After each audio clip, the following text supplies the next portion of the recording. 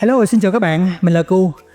Hôm nay chúng mình lại gặp nhau trong vlog thứ 3 ở Seoul và cũng là vlog cuối của Cu ở Seoul nè. Chào đón các bạn quay trở lại cùng Cu khám phá Seoul nhé. Seoul 2025 có gì mới? Ngày mưa ở Seoul thì nên đi đâu cho ấm áp, ăn gì cho ngon? Mọi người biết không? Có bao giờ bạn cảm giác mình là nhân vật chính trong một đoạn phim lãng mạn nào đó chưa? Trong vlog tập này, Cu đã trải qua cảm xúc đó và rất muốn chia sẻ cùng bạn. Có những điểm hoa đào rất đẹp mà bạn cần lưu lại chuyến đi của mình nhé, xuất sắc lắm luôn. Bạn đã biết cách đi từ Seoul đến Suwon với giá siêu rẻ chưa? Đừng lo để Cu chỉ cho bạn. Còn nữa, cùng Cu khám phá những cửa hàng độc đáo trong khu Myeongdong mà có lẽ bạn đã bỏ qua. Nếu bạn đang còn thắc mắc mua quần áo giá rẻ ở đâu, quán thịt nướng nào ngon, thư viện Suwon có đáng đi hay không?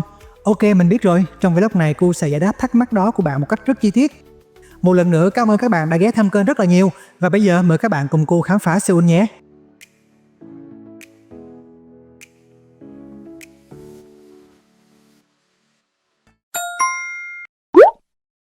Chào mọi người buổi sáng nha. Bây giờ Cu đang ở trong GS25 gần khách sạn để mua cà phê. Làm gì làm chứ buổi sáng là phải có một cữ cà phê mới được mọi người ơi. Mấy hôm nay thì ngày nào cũng rất lạnh. Buổi sáng thì khoảng 2 đến 3 độ, ra đường thì gió nữa chắc lạnh hơn á. Chuyến này thì mình có một cái dở là không chuẩn bị đủ độ ấm á, cứ nghĩ tầm khoảng 10 độ thôi, nhưng mà ai về sáng nào cũng 2 đến 3 độ, trời lạnh ơi là lạnh luôn. Dự báo là sáng nay sẽ mù, có nắng một chút xíu thôi, nhưng trưa thì sẽ bắt đầu mưa đến chiều tối luôn. Nên là sáng nay mình sẽ tranh thủ đi chụp hoa đào một chút xíu nè các bạn. Mưa xuống là hoa rụng hết, sẽ không còn gì ngắm nữa đâu. Nếu đây là lần đầu tiên bạn xem vlog Seoul của mình và muốn tìm kiếm thêm nhiều thông tin hữu ích khác về khách sạn, hướng dẫn đi lại như thế nào, thì các bạn có thể xem lại trong vlog 1, vlog 2 ở Seoul của Cu nhé. Trong 2 vlog trước thì Cu đã chia sẻ rất là chi tiết và đầy đủ các cái vấn đề này rồi nha.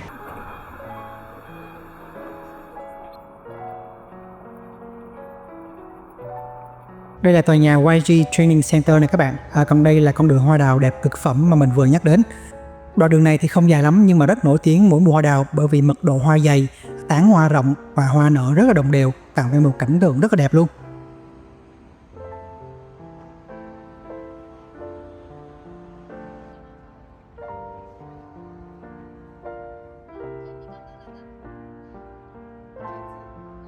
Để đi đến điểm này thì các bạn cứ chọn điểm đến chính là tòa nhà YG là ok nha. Hôm nay thì là mình cảm giác như là hoa mãn khai, rực rỡ và rất là đẹp luôn. Rồi các bạn xem, nó nhuộm hồng cả một con phố luôn, quá xuất sắc luôn đúng không? Sáng nay thì trời nắng nhẹ nhẹ, kiểu như trời sắp chuyển mưa nên mình có cảm giác như là vẻ đẹp này sắp đến cấp rồi đó các bạn. Mưa xuống một cái là hoa rơi tan tác, cành lá xác xơ luôn, rất là uổng. Mình vừa xích xoa vì hoa quá đẹp, vừa tranh thủ ngắm, chụp hình quay phim, chứ không biết ông trời đổ mưa bất cứ lúc nào luôn. Nhìn trời xám xịt tới kia là có thể đổ mưa bất cứ lúc nào mà mình không biết được đâu.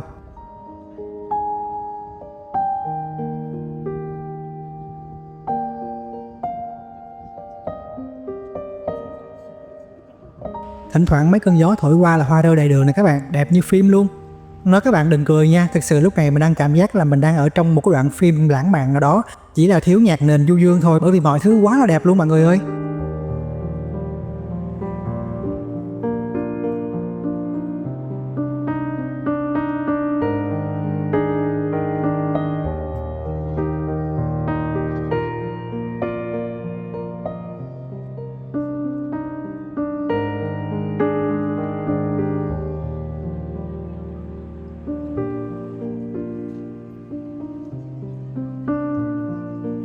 Một bầu không khí êm dịu dưới những tán hoa đào nhuộm hồng cả một con phố. Giá mà có ai đó cùng nắm tay, cùng đi dưới con đường này, dưới những cánh hoa đang bay bay, thì khung hình sẽ đẹp hơn rất là nhiều lần đúng không? Nhưng mà mình chỉ ước thôi.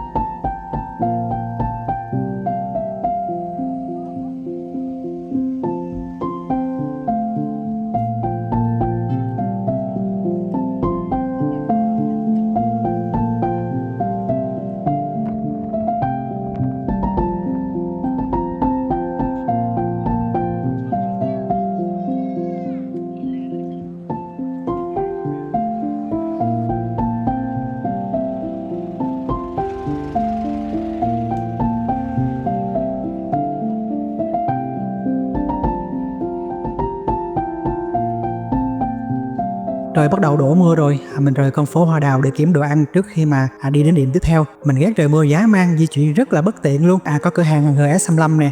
Mình vào đây kiếm đồ ăn trưa một chút xíu rồi đi tiếp nha. Thường thì đi chơi buổi trưa là mình hay gặp đâu ăn đó, thuận đường là ăn thôi. Có khi nhìn tới chiều luôn, bởi vì đi kiếm chỗ ăn mình sợ mất thời gian đó. Nên trong ba lô mình lúc nào cũng có bánh nước suối dự trữ hết. Vậy là gần như cả ngày mình ở con đường Hoa Đào. 3 giờ chiều mới di chuyển đến địa điểm tiếp theo. Nhưng mà các bạn biết không, khi làm lịch trình thì hăng say lắm, lên kế hoạch rất là chi tiết, đi rất là nhiều điểm trong một ngày. Ở chỗ nào cũng muốn đi, nhưng thực tế thì hầu như chỉ đi được khoảng 50% kế hoạch là nhiều nhất thôi các bạn. Giống như lịch trình sáng nay là mình phải đi 2 chỗ, một là con đường Hoa Đào lúc nãy, và hai là thêm một con đường Hoa Đào nữa rất là đẹp, cũng gần đó luôn. Đó là con đường Hapjeong, cũng rất là nổi tiếng, nhưng rốt cuộc là mình chỉ đi được có một chỗ thôi, mà trời đổ mưa mà cũng gần hết ngày luôn rồi. Các bạn thấy chưa, nhiều khi lên kế hoạch là một chuyện nhưng mà thực tế là một câu chuyện khác nữa.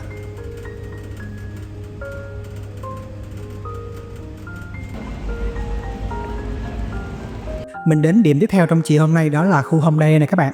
Mưa gió đường xá cứ nhếch nhác chán ghê luôn đúng không? Khu Hongdae này thường vào giờ này rất là đông vui luôn các bạn, nhưng mà mưa nên các bạn thấy rất là vắng đúng không? Nhìn kia, đầu kia có một trường gấp thú, mình ghé vào đó coi chút xíu nha. Mình gấp rất là dở luôn, nhưng mà mình rất là thích vào những cái chỗ gấp thú để xem. Mình đi Nhật, đi Hàn, Đài Loan, mình thấy những cái chỗ mà làm gấp thú này người ta làm rất là đẹp luôn, kiểu như bước vào đây bị mê á mọi người, mặc dù mình chơi rất là dở.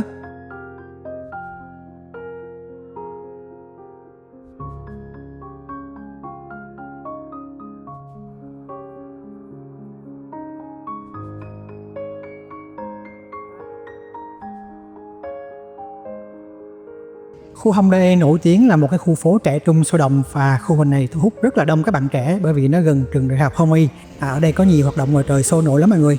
Những hoạt động rất là sôi nổi đó nó thường diễn ra vào ngày cuối tuần đó mọi người. Và hôm nay trời mưa, các bạn thấy là một phiên bản hoàn toàn khác, rất là vắng vẻ và yên tĩnh hơn. Thỉnh thoảng ở khu này cũng có tổ chức các chương trình ca nhạc ngoài trời, indie, K-pop rất là vui nhộn náo nhiệt lắm mọi người. Nói chơi cuối tuần ở đây vui lắm mọi người, nhớ nốt cái địa điểm này nha, Hongdae cuối tuần nha. Bởi trời mưa thì đi chơi kiểu chậm chậm chiêu chiêu, ngắm phố xá, ăn uống này thôi, chứ mà không có chạy check in được mọi người, bởi vì hầu hết các hoạt động thường nhật sẽ không có. Bật mí với mọi người nha, nếu mà các bạn muốn mua đồ thời trang giá rẻ mà đẹp nữa thì nhớ ghé qua khu này nha. Hongdae này nằm trong top 10 khu bán quần áo thời trang giá rẻ ở Seoul, tất nhiên là đồ đẹp và trendy nha, chứ không phải đồ cũ nha mọi người. Trong cái khu chợ đêm Myeong Dong á mọi người, nó rẻ nhưng thực sự ra mình thấy rất là mắc. Nếu mà rẻ thì phải vào khu Hongdae này nè. Khu mua sắm vui chơi Hongdae này nằm gần trường đại học Hongdae, nên bạn yên tâm, các xu hướng thời trang ở đây cập nhật rất là ok và giá thì rất là tốt. Mình nghĩ là tốt hơn những cái khu shopping khác á. Bây giờ mình xem thử giá nha mọi người. Một cái áo linen này tiền Việt là khoảng 300.000 nè, chất liệu khá là dày dặn và màu sắc pastel đúng kiểu Hàn luôn. Bây giờ mình vào bên trong xem có gì nữa không nha.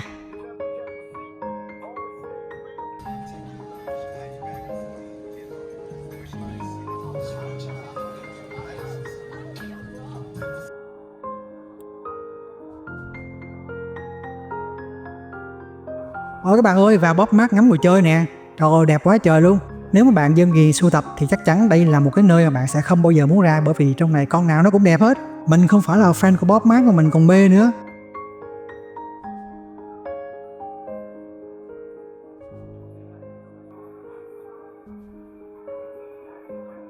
Đặc biệt trong cửa hàng flagship này có rất là nhiều nhân vật hoạt hình nha, từ Disney quen thuộc đến manga, nói chung là nhiều lắm các bạn vô đây coi nha.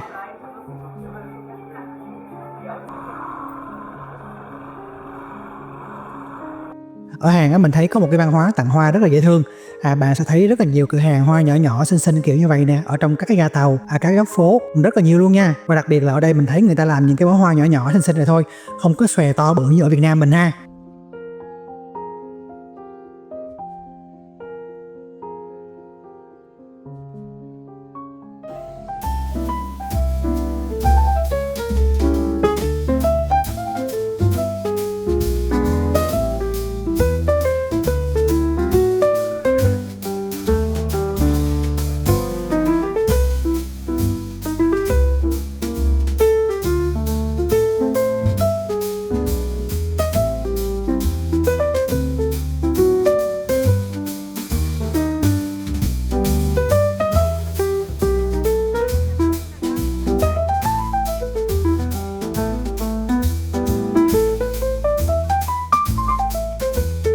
mình tìm được cái quán bông rim này nè, chuyên thịt nướng trong khu Hongdae, được nhiều cái người Hàn review rất là tốt. Mình thấy quán rộng rãi, giá cũng hợp lý nữa. Ở đây thì rau kim chi các bạn lấy thoải mái, chỉ tính tiền thịt thôi. Và lưu ý là bạn phải order ít nhất là 4 set thịt nha. Thường thì mình ít khi ăn theo review đó các bạn, vì nhiều khi cái chỗ đó nó không có tiện đường với lịch trình của mình á.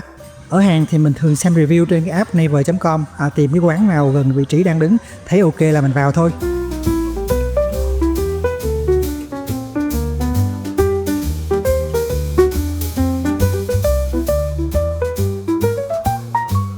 Buổi tối trở về khách sạn thì trời mưa tầm tã luôn, ướt sũng luôn. Bản điện tử là báo 3 độ nhưng mà ở ngoài trời gió ầm ầm, chắc là phải 1 độ quá. Trời ơi, nó lạnh giá man.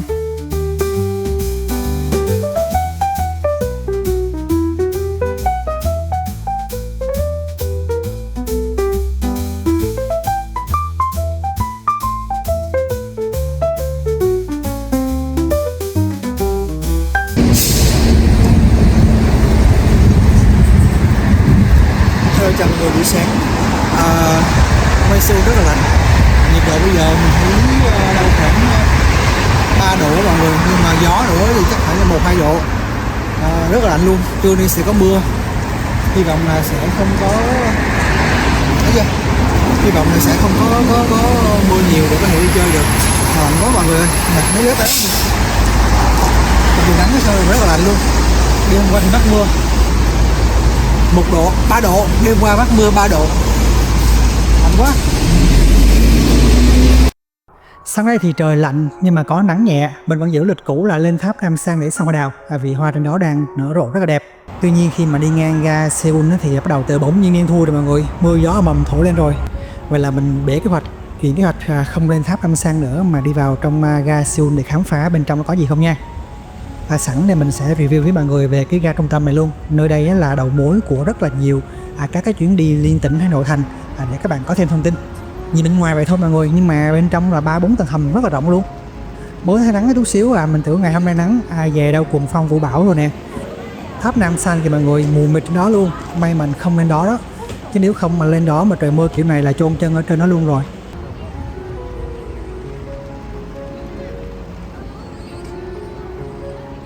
Trước khi vào ga Seoul thì mình ghé qua một cái cửa hàng tiện lợi ngay trước ga để ăn sáng. Trời ơi, nó lạnh quá là lạnh luôn mọi người ơi. Mình thấy cái mì Jinjamen xanh dương này mà đang quảng cáo rần rần này mọi người. Nó hầu như là không có cay, sợi mì dai ăn rất là ok.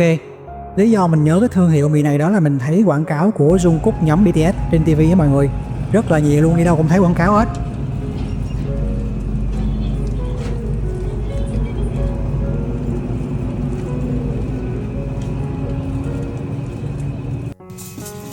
Các bạn có hiểu cảm giác mà đang ngoài trời là 1 độ đến 2 độ, nhưng mà mình đang ở trong Minimarket ăn tô mì. Một tô mì nóng hổi trong khi ngoài trời đang 1 độ đến 3 độ thôi, lạnh kinh khủng khiếp, mà trong này rất là ấm áp. Thì mọi người biết cái cảm giác ăn tô mì nó ngon dã man đến mức nào không? Xuất sắc lắm luôn.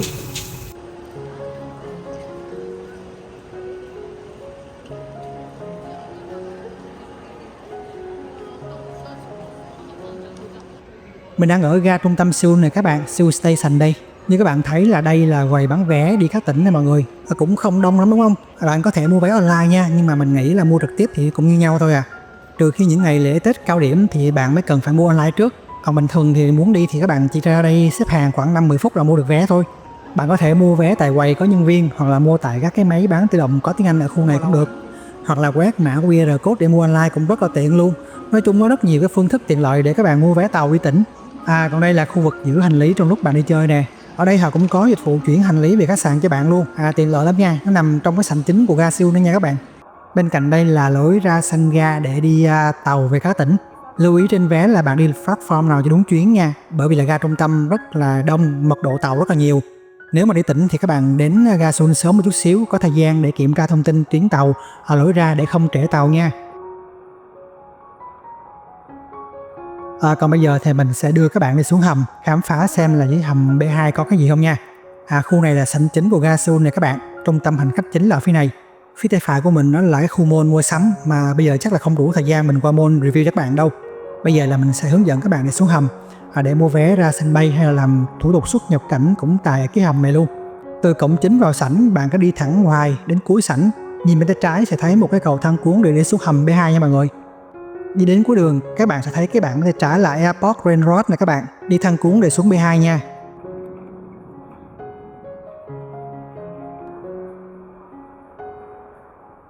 Đây, thấy cái bảng B2 là tới rồi nè mọi người. Các bạn nhìn cái bảng hướng dẫn này nha, thấy cái logo màu cam tức là tàu nhanh đi ra sân bay. Cái logo máy bay màu đen đó tức là nơi bạn làm thủ tục xuất cảnh tại cái khu hầm B2 này luôn. Mấy cái thùng màu cam này là máy bán vé tự động tàu nhanh Arex ra sân bay Incheon nha các bạn.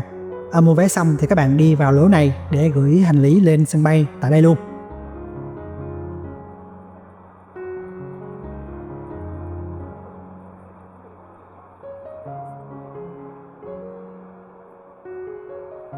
Sau đó thì qua line bên này làm thủ tục xuất cảnh như ở sân bay luôn nè. Nếu mà các bạn bay các hãng như là Korean Air, Asiana Airlines, Jeju Air hay là Jin Air thì các bạn có thể làm thủ tục xuất cảnh lên máy bay ngay tại cái khu vực tầng B2 này luôn. Và sau đó là phải đi tàu nhanh Arex ra sân bay. Khi đến sân bay Incheon rồi thì các bạn đi thẳng đến khu vực an ninh và phòng chờ luôn mà không cần phải làm thủ tục check-in ở sân bay một lần nữa. Điều này giúp tiết kiệm thời gian và tránh xếp hàng ở sân bay. Các bạn lưu ý nha, chỉ có một số hãng hàng không mà mình vừa liệt kê thì mới có thể check-in tại cái tầng hầm B2 này nha. Bên trái đầu kia là chỗ các bạn làm thủ tục check-in gửi hành lý nè. Ở giữa là các bạn làm thủ tục xuất nhập cảnh nè. Sau đó là qua bên trái đây là có cái lối hướng dẫn ra tàu nhanh Arex.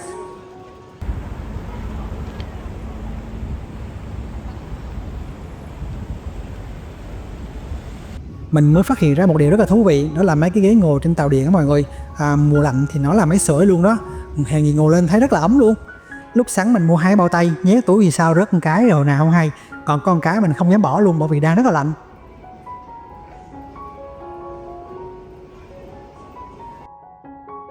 Wow mọi người nhìn nè, mấy cái món này quen không? Một chiếc xe bán đầy các món ăn vặt tuổi thơ luôn. Mình không nghĩ là bên Hàn cũng có món này nha, y chang ở Việt Nam mình luôn.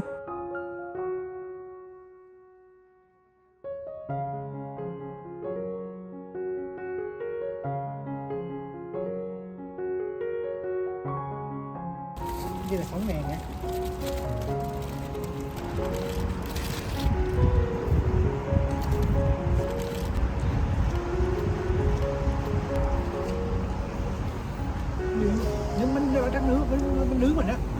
Mình tới thư viện Starfield này các bạn. Mà khoan, kiếm gì ăn chút đã trước khi vào thư viện, chứ trời lạnh mau đói bụng quá à.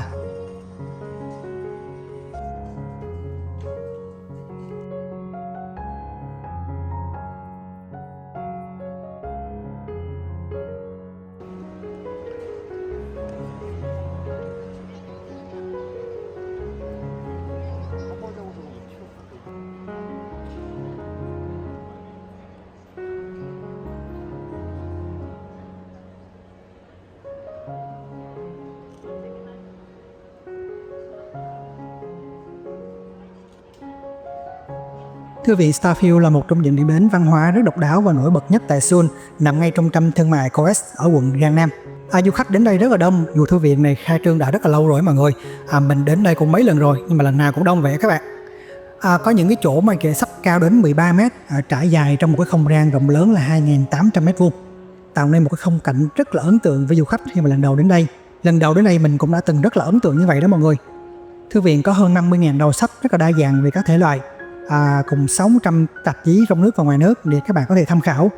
Phía trên cao thì mình không biết có phải là sách thật không, nhưng mà toàn bộ khu vực bên dưới là sách thật hết đó mọi người.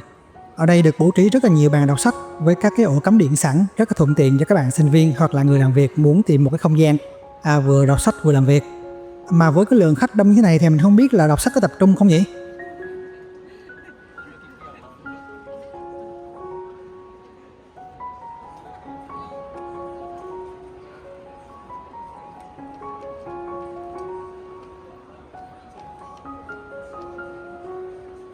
Lần trước thì mình đến đây vào buổi sáng, lúc đó thì cũng còn khá là vắng.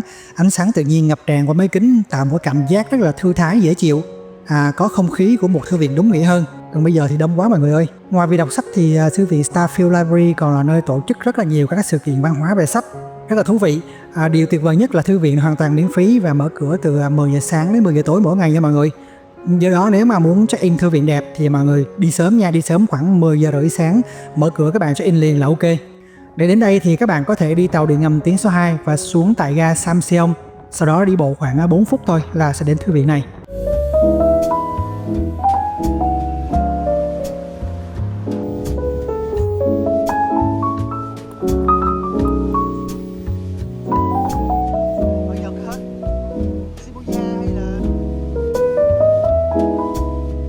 Rồi thư viện, lịch trình tiếp theo của mình tối hôm nay đó sẽ là đi dạo trong khu phố Mie Ông Đông để ăn tối, đi dạo chợ đêm trong ngày. 2 hôm trước thì mình cũng đã ghé chơi rồi, nhưng mà hôm nay mình cũng quay lại. Nên là mình biết lý do tại sao mà mọi người thích chọn khách sạn ở quanh khu vực Mie Ông Đông rồi, bởi vì nó rất là đông vui và rất là nhộn nhịp. Trong 2 vlog trước thì cô đã có review một số khách sạn để các bạn tham khảo khá là chi tiết, nên trong vlog tập này cô sẽ không nhắc lại nữa nha. Nếu bạn muốn tham khảo thêm review khách sạn quanh khu Mie Ông Đông thì các bạn có thể xem trong phần mô tả của video này hoặc là xem thêm trong phần bình luận nhé.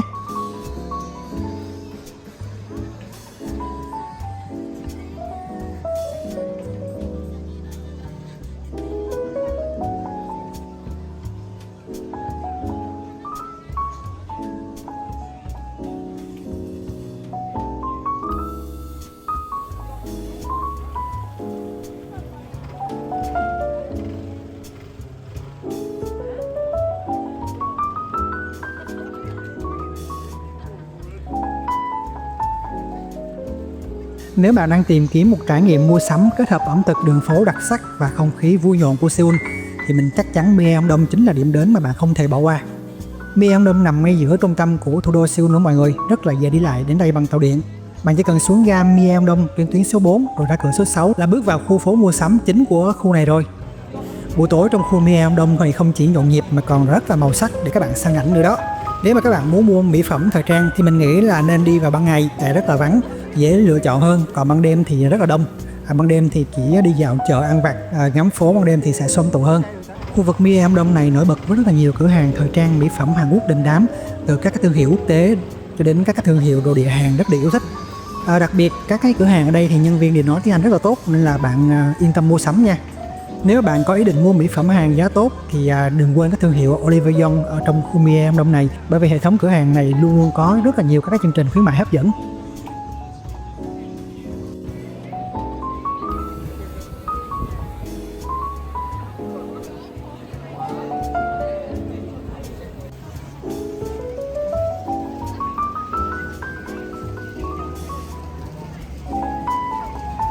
Mình đang ở trong cửa hàng Wiko Mie Ông Đông này các bạn. Trời ơi, một cái không gian màu sắc rực rỡ luôn. Đây là cửa hàng bán đồ lưu niệm, đồ gia dụng rất là độc đáo và dễ thương và cực kỳ nổi tiếng ở Hàn Quốc luôn á mọi người. Thương hiệu Wiko này được thành lập vào năm 2014 bởi công ty thiết kế Arcserre, nên là nhìn vào sản phẩm bạn thấy là rất là cảm hứng và rất là đầy tính sáng tạo đúng không? Sản phẩm của thương hiệu này nổi tiếng với tính thẩm mỹ cao, vui tươi, triết lý thiết kế thì rất là độc đáo. Trong này rất là đa dạng sản phẩm mọi người, đồ cho người lớn, đồ cho trẻ em, cái gì cũng có luôn. Mấy mặt hàng dành cho người lớn này, cho trẻ em, học sinh, văn phòng, nội trợ và cả đồ trang trí nội thất cũng có nữa. Ai thích gì thì mua đó thôi chứ không phải thấy màu sắc vậy mà dành cho trẻ em đâu nha.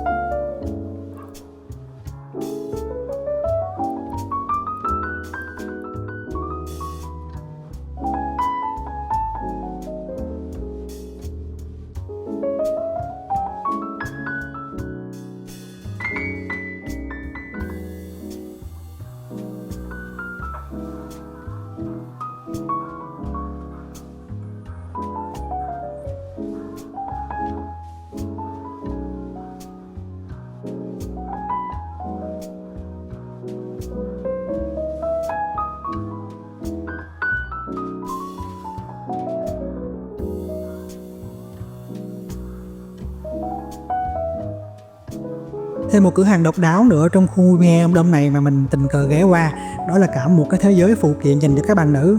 Trời ơi, nó nhiều đến choáng ngợp luôn mọi người. Trong này nha, có kẹp tóc nè, khuyên tai, búp bê, móc khóa. Nói chung mình chắc chắn các bạn nữ sẽ rất là mê tít, bởi vì nó rất là nhiều và rất là đa dạng luôn.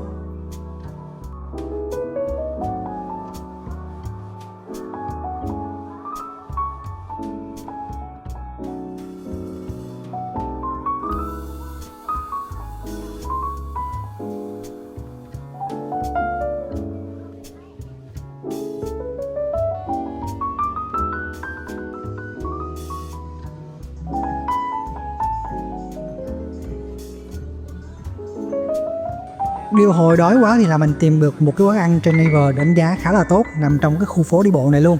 Quán đông, đồ ăn ngon, giá dao động khoảng 10.000 won cho một set.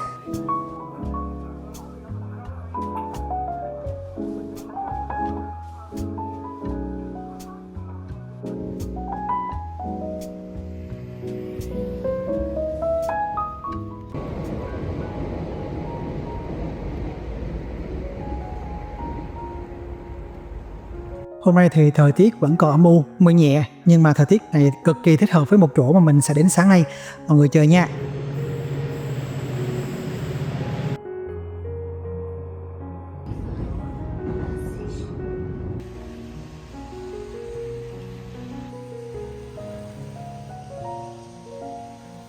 Địa điểm ăn sáng quen thuộc của mình đây mọi người, đó là cửa hàng tiện lợi. Đúng nghĩa là tiện lợi luôn, nhanh gọn nhẹ. Ở Sài Gòn thì mình không bao giờ đi cửa hàng tiện lợi, nhưng không biết sao đi chơi thì mình cực kỳ thích vào những cửa hàng tiện lợi thế này. Không biết có ai giống mình không ma? Bên ngoài thì mưa bay bay trời lạnh, bên trong thì ấm áp. Mặc dù trời mưa nhưng mà khung cảnh này cũng chill chill mà, phải không các bạn?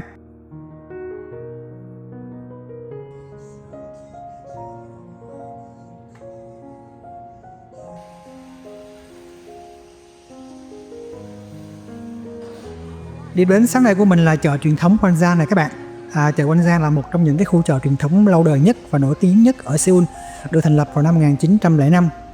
Khu chợ này không chỉ là nơi buôn bán các mặt hàng truyền thống như là vải hanbok, giày dép, phụ kiện, mà còn là một cái thiên đường ẩm thực với rất là nhiều món ăn Hàn Quốc hấp dẫn. Một cái chợ truyền thống mà bất cứ một du khách nào đến Seoul cũng ghé qua, đó chính là cái chợ Gwangjang này đó các bạn.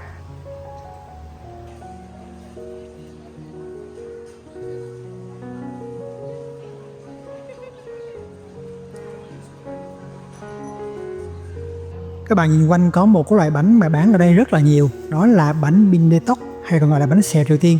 Bánh này là một cái đặc sản mà du khách rất là ưa chuộng khi đến đây.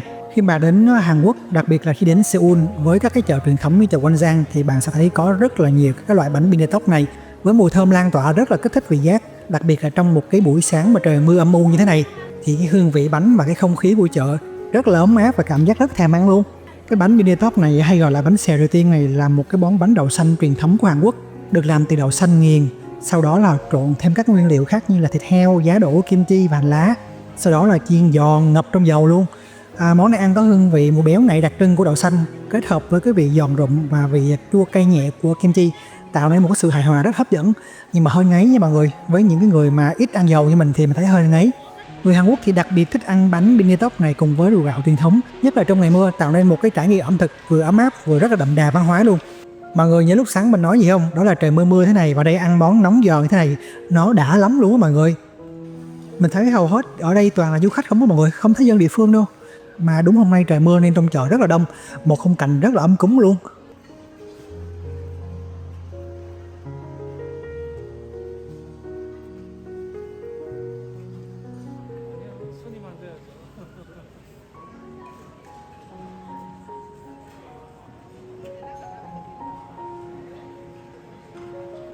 Mình chỉ mọi người, trong này có một cái quán cà phê rất là đặc biệt ở chợ Gwangjang này. Đây là cái quán Ilho Cà Phê. Tiệm cà phê ngon và nổi tiếng nằm ngay trong khu chợ truyền thống Gwangjang luôn. Quầy cà phê xuất hiện đầu tiên và lâu đời nhất của chợ này, nó mang số kiosk là 001, cũng là cái số đầu tiên trong tất cả các kiosk ở đây. Đó lý do tại sao mà mọi người thấy là du khách xếp hàng trải nghiệm rất là đông. Tiệm này nó nằm ngay đầu chợ luôn mọi người, vừa bước vào là thấy liền luôn, không lẫn đi đâu được luôn.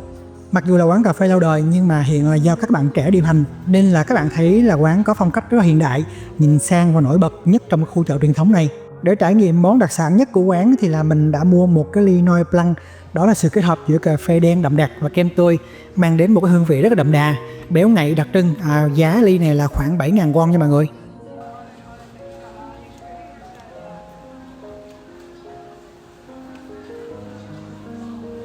Ngay lối ra 8 của ga Jongno 5 có một cái quán gà hầm rất là ngon. Nó gần cổng chính của chợ Gwangjang luôn mọi người, nên là sau khi ra khỏi chợ thì mình ghé vào đây ăn trưa. Trong chợ thì rất nhiều đồ ăn ngon nhưng mà nó dầu mỡ nhiều quá mọi người, nên là mình quyết định vào đây để ăn gà hầm. Trời thì mưa lất phất, lạnh nữa chứ, nên là cái món gà hầm với kim chi và cơm nóng là một cái lựa chọn quá tuyệt vời luôn. Mình thấy quán rất là rộng rãi, sạch sẽ, menu thì giá khoảng từ 12.000 đến 15.000 won. Ăn cũng ok đó mọi người nhìn lưu lại địa chỉ này nha.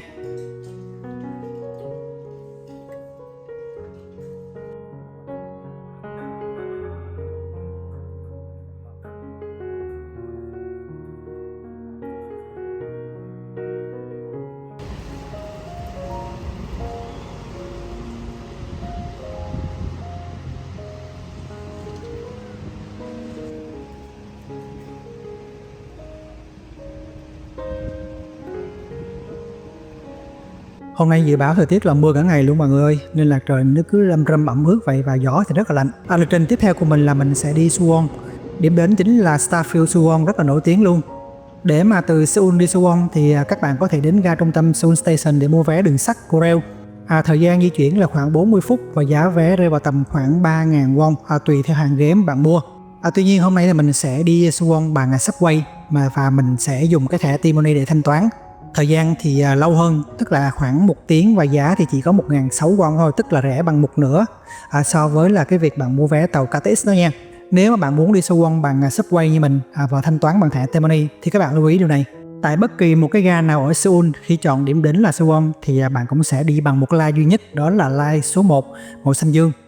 Tuy nhiên không phải lên tàu line 1 là nó chạy một lèo từ Seoul đến Suwon đâu nha mọi người. Mặc dù trên bản đồ thì mọi người thấy là nó chỉ có một line duy nhất là line 1 thôi, không đổi line nào hết. Tuy không đổi line nhưng mà sẽ có 2 đến 3 lần đổi tàu, đổi platform. Bạn lưu ý điều này nha. Vậy khi nào thì bạn biết sẽ phải đổi tàu? Bây giờ mình chỉ cho các bạn nha. Khi nào mà trên tàu bạn thấy mọi người tự nhiên xuống hết, không còn một ai ngồi trên đó hết, tức là đổi tàu đó mọi người. Khi đó thì bạn cũng sẽ ra khỏi tàu như mọi người. Tiếp theo thì bạn tắt cái bản đồ trên điện thoại đi và mở lại một cái bản đồ mới, chọn điểm đến là Suwon. Thì lúc này bản đồ sẽ cập nhật cái vị trí định vị mới của bạn, hướng dẫn bạn đón tàu tiếp theo ở platform nào, đi hướng nào để đến Suwon, nhưng mà vẫn là trên line 1 màu xanh dương nha. Mọi người lưu ý khúc này nha. Đi bằng cách này thì nó hơi lâu hơn chút xíu nhưng mà bạn tiết kiệm được rất là nhiều luôn.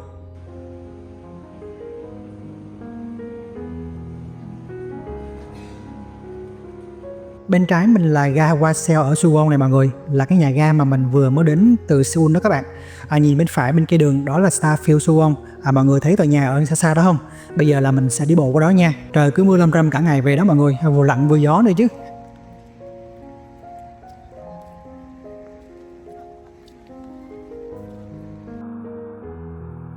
Starfield Suwon là một cái trung tâm thương mại lớn và hiện đại bậc nhất của thành phố Suwon, tỉnh Gyeonggi. Đây là một trong những cái trung tâm mua sắm và giải trí quy mô bậc nhất của Hàn Quốc do tập đoàn Shinsegae vận hành với tổng cộng là 8 tầng trên mặt đất và 8 tầng hầm. Trong đó phần lớn các cửa hàng nằm ở trên mặt đất nha mọi người. Starfield Suwon tập trung rất là nhiều cửa hàng thời trang, mỹ phẩm, đồ thể thao với các thương hiệu nổi tiếng trên thế giới đều có mặt ở đây. Ngoài ra thì trung tâm này còn có khu vực thể thao trải nghiệm, rạp chiếu phim Megabox, phòng tập thể dục, khu vui chơi trẻ em, khu vực pet park dành cho thú cưng. Nói chung cái khu này rất là rộng và rất là lớn. Nhưng hôm nay thì mình chỉ đến khu vực thư viện thôi bởi vì mình không có nhiều thời gian á.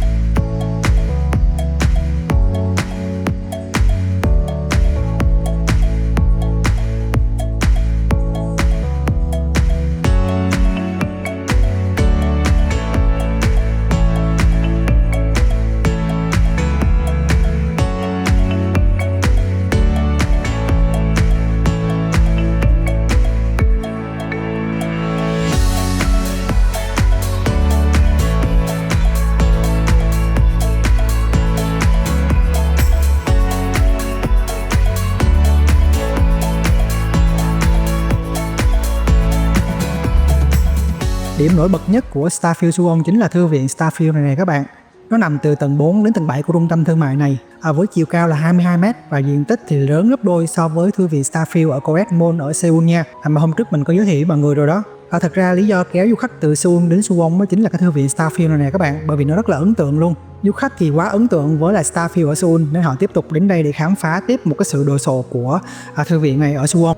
Starfield Suwon được thiết kế rất là đẹp mắt luôn như mọi người thấy đúng không? Rất hoành tráng luôn, với ánh sáng tự nhiên tràn ngập của các cửa sổ tạo nên một cái không gian thoáng đãng yên tĩnh và rất là Instagrammable cho khách tham quan. Thư viện này có hơn 3.500 đầu sách rất là đa dạng về thể loại, từ sách, truyện tranh đến tạp chí, và cung cấp các thiết bị đọc điện tử nữa. Bàn ghế thì ngồi rộng rãi phục vụ nhu cầu cho mọi người đến đây vui chơi, thư giãn và đọc sách. Tuy nhiên các cái giá sách mà từ tầng 5 đến tầng 7 là chủ yếu để trang trí thôi, không đọc được, và sách đọc được thì chủ yếu nằm ở tầng 4 nha, để cho mọi người dễ tiếp cận đó. So với lại thư viện Starfield ở COEX Seoul thì mình thấy cái thư viện này rất là hoành tráng và rất là bự luôn. Nhưng về tổng thể kiến trúc thì mình lại thích cái thư viện Starfield ở COEX Mall trên Seoul hơn đó mọi người. Không biết mọi người thì sao vậy?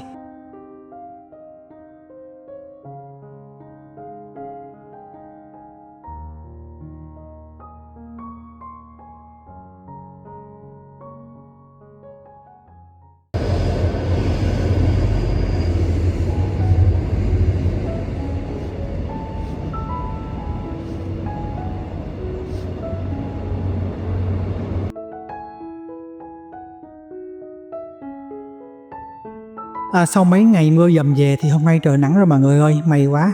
Hôm nay cũng là ngày cuối mình ở Seoul. Sáng nay là mình sẽ tranh thủ ngắm hoa đào trên tháp Nam San. Hy vọng là sau mấy ngày mưa thì trên đó vẫn còn hoa mà không bị tan tác quá.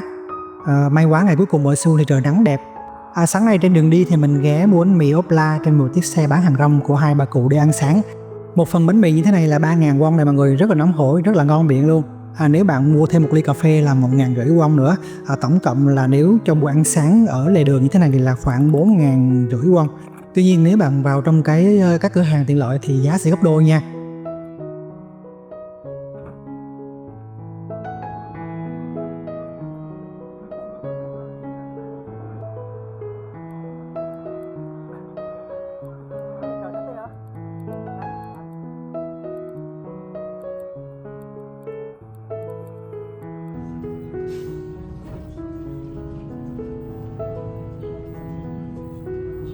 May quá sau mấy ngày mưa mà hôm nay đường lên tháp Nam San vẫn còn rất nhiều hoa luôn mọi người ơi.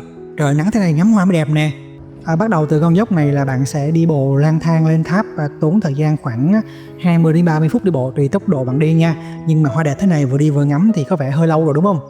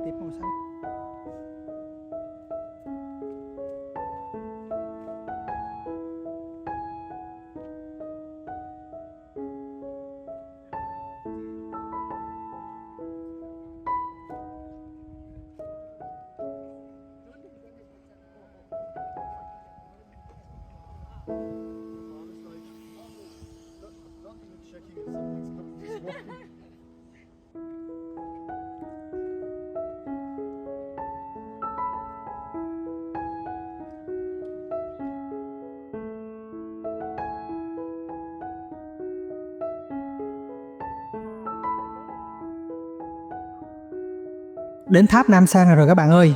Chỗ này có trưng bày mấy anh gấu trúc dễ thương quá nè. Mình tưởng là mình đang ở thành đô Trung Quốc không đó.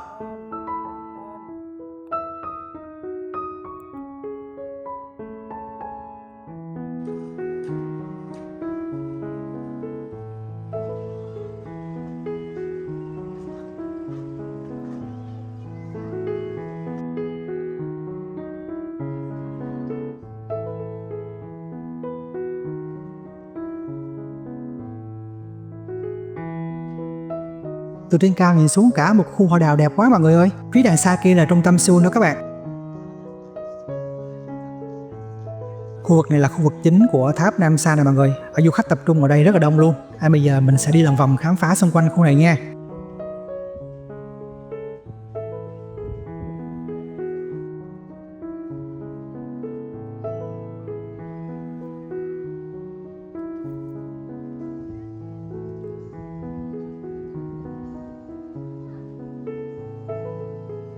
Có lẽ ấn tượng nhất đối với mình trên khu vực tháp Nam San này chính là móc khóa.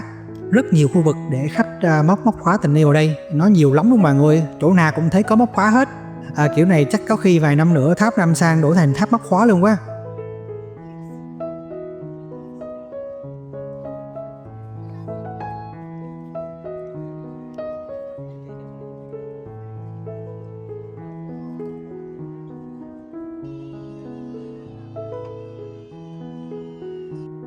Các bạn đang xem vlog này, có ai đã từng móc khóa tình yêu ở đây chưa? Đến lúc này thì mọi người vẫn ổn chứ, vẫn còn quen nhau đúng không? Nếu mà mọi thứ vẫn còn rất tuyệt vời sau khi mà các bạn móc khóa tình yêu ở Nam San thì nhả ví cho mình nha, để năm sau mình sẽ quay lại mình móc khóa.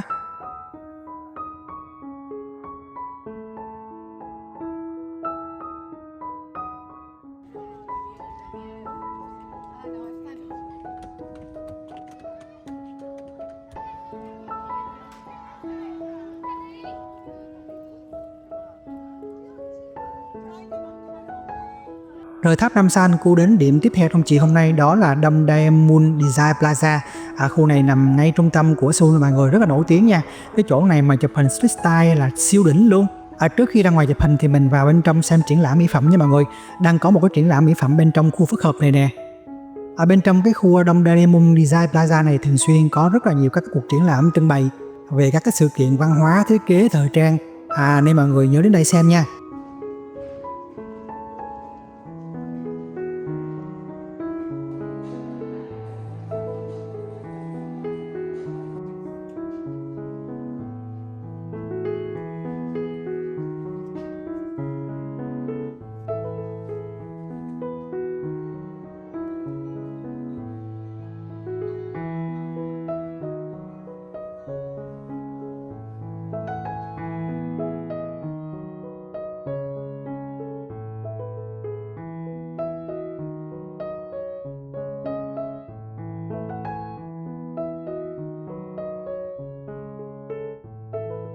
Nếu mà nói không qua rằng thì Dom Daemun Design Plaza hay gọi là DDP chính là một cái biểu tượng kiến trúc văn hóa rất là độc đáo của Seoul luôn đó mọi người. DDP không chỉ là một cái tòa nhà mà nó là một cái tác phẩm nghệ thuật khổng lồ do kiến trúc sư Haja Hadid thiết kế với hình dáng uốn lượn độc đáo giống như là một cái con tàu vũ trụ vậy đó mọi người. DDP trở thành một cái điểm nhấn không thể bỏ qua khi mà bạn ghé thăm cái khu Dom Daemun này. Ở đây thường xuyên tổ chức các sự kiện quanh năm và rất là nổi tiếng mà bạn đã từng nghe.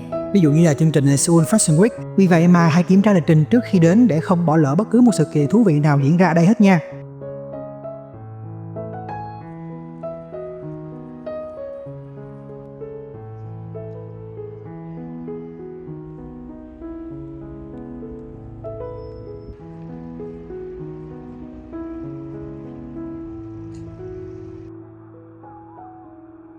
Nắng chiều đổ sao đồ đẹp ghê.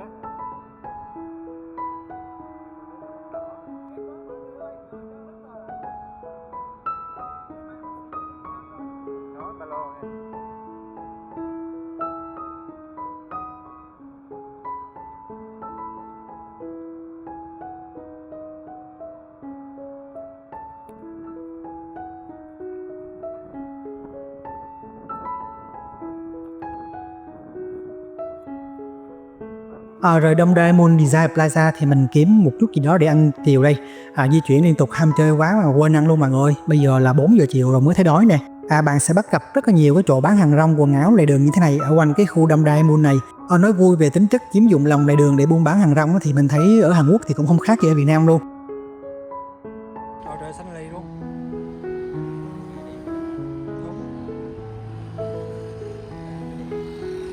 Mấy ngày trước mà nó không mưa đi nhiều chỗ. Bây giờ là mình đang tìm đường qua chợ Dom Daemun để kiếm bữa ăn nè các bạn.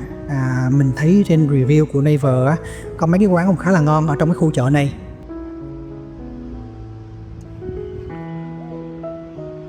Tới rồi mọi người ơi, buổi chiều thì chợ không bán buôn gì hết, chỉ có mấy hàng ăn thôi. Khu chợ này hình như là chuyên bán cá nướng hay sao mọi người, mình đi dọc đường này mình thấy quán nào cũng bán cá nướng hết trơn á, mà quán nhậu nữa chứ.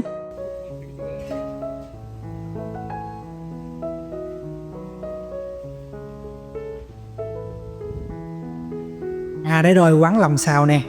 Nghe mùi thơm quá luôn, đang đói rồi chứ, vào đây nha.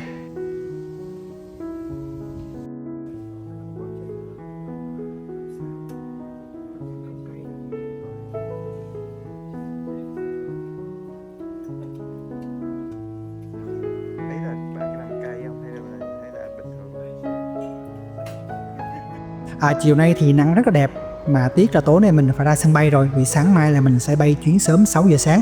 Để mà di chuyển ra sân bay Incheon thì các bạn di chuyển đến ga trung tâm Seoul Station nha. Rồi từ đây nếu mà đi tàu nhanh RX ra sân bay thì các bạn mua vé riêng ở các cái máy màu cam. Còn nếu mà đi tàu on stop như mình á thì các bạn đi theo các bạn hướng dẫn màu xanh dương này nè.